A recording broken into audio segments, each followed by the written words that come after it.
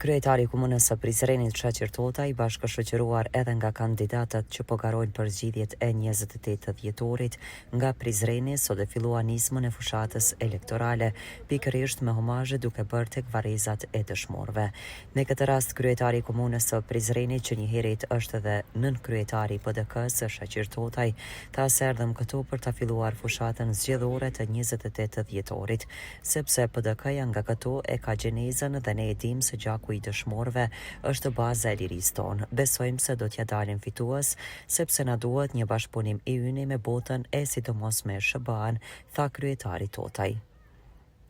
Gjithmonë duhet të kujtojmë PDK-ja prej kajt e ka gjenezën, origjinën. Ne jemi një vazhdimsi e UÇK-s, edhe natyrisht se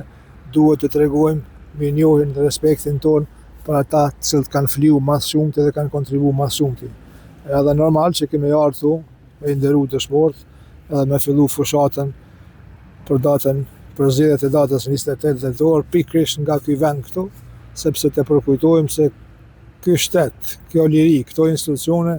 kanë një adresë, kanë një emër. Edhe jam shumë i sigurt që me punën tonë, me fushatën tonë edhe me rezultatin e zgjedhjeve do të dalim mirë, do të japim një mesazh serioz se megjithatë Kosova meriton